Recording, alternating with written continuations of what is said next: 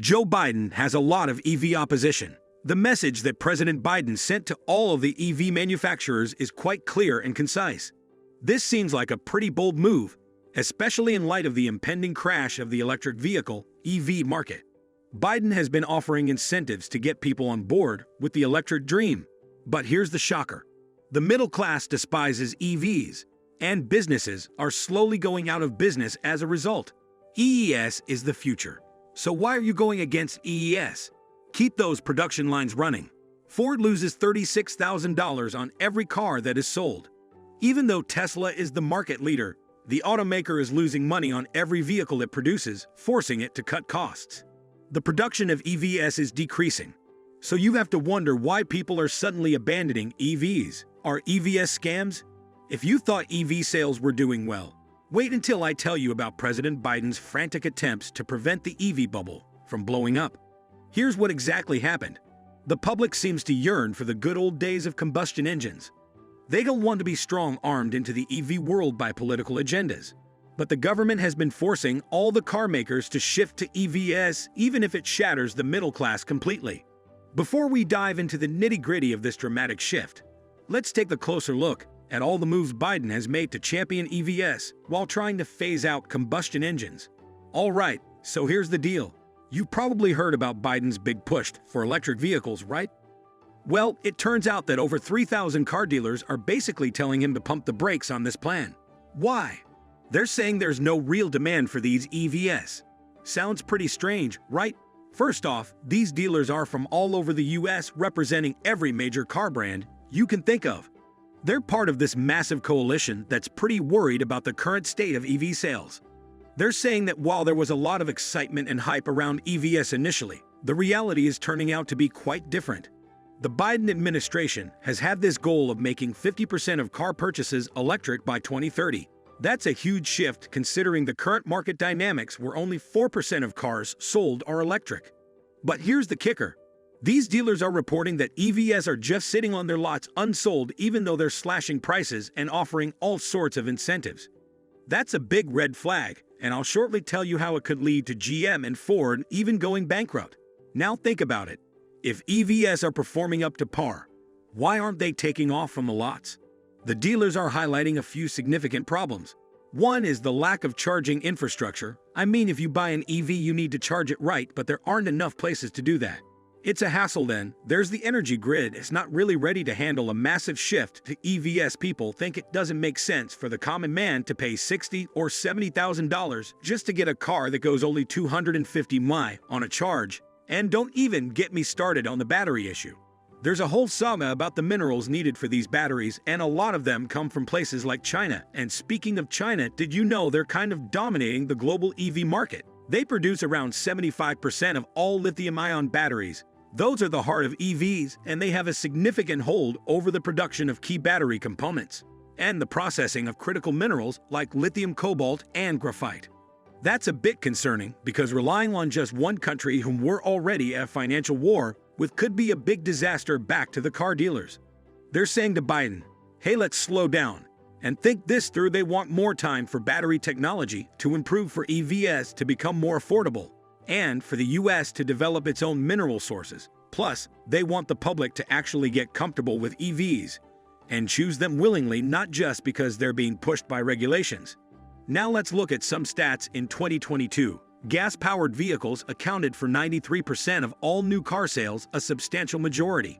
In terms of price, EVs remain more costly and less efficient than alternative options, although even major automakers like Ford and GM appear to be reconsidering their EV plans. It seems like everyone is racing toward an electric future. But dealers are essentially warning that if we push EVs too hard too fast, without the proper infrastructure and market readiness, it could backfire big time in the end. Ford, for example, scaled back its plans for a new battery factory in Michigan, cutting the output of lithium iron phosphate batteries by over 40%. They're still investing, but not as heavily as they initially planned. GM dropped its target to produce 400,000 EVs in a certain time frame, citing a need to adjust to the slowing growth in EV sales. EVs may be used in the future, but it appears like a more practical strategy that takes into account customer demand, technology readiness, and economic ramifications is needed. The Biden administration is just too eager to make a statement and present a positive image in front of the public, so they're going to extreme measures and even giving billions of dollars to Ford just to make EVs. But more on that in a moment. The dealers are pleading with Biden to slow down and not just push EVs for personal profit. Developing the necessary infrastructure, boosting domestic manufacturing capabilities, and increasing the adoption of EVs are the main goals of President Biden's proactive initiatives to promote EVs in the U.S. However, some critics contend that these efforts have been more about advancing EVs in the market than they have been about directly addressing the high cost of these vehicles, possibly implying that political or personal benefit is prioritized over customer affordability. Let's examine a few of these maneuvers. Aggressive EV sales. Setting a goal to have 50% of all new car sales be electric by 2030 is a brave step that demonstrates the administration's commitment to electric vehicles, but doesn't specifically address the high initial price of these vehicles for buyers. EV Charging Action Plan. While the creation of a large-scale charging network is essential for the adoption of EVs, it is a long-term infrastructure project that does not instantly ease the financial burden on prospective EV customers. Nevertheless, no one is currently attempting to address this. Promoting homegrown EV production. While these initiatives are undoubtedly laying the groundwork for a future dominated by EVs, they seem more focused on the larger picture of EV adoption and industry support. Biden has given Ford nearly $9 billion to make EVs and even stopped foreign brands from taking advantage of EV incentives, effectively saying, "We don't want you to sell your cheap cars in the U.S." Businesses, such as GM and Ford, are experiencing a surge in demand after investing billions to get these electric beauties rolling off the assembly line. What do dealers do with EVs gathering dust in their lots? Well, SL prices are what we're talking about: big-time discounts and alluring lease offers meant to entice buyers. But even with the price cuts, these electric vehicles are still a financial burden. Did you know that EVs is now among the slowest moving items in car lots? It takes forever to sell them compared to their gas-powered cousins. And for dealers, that means money just sitting there not making any. Despite all the discounts, EVs are still quite expensive. For example, a brand new electric Ford F-150 can cost you a cool $50,000. When you compare that to a regular F-150, which costs less than $377,500, you can see the issue. Even with tax credits, the price differences are difficult to swallow. Interestingly, former President Donald Trump has publicly expressed his skepticism towards the rapid shift to EVs. In essence, he's like the old-school guy who loves the roar of a gas engine and isn't quite sold on this whole silent battery-powered car thing. According to Trump, EVs is too costly, not useful enough, and a threat to the established auto industry.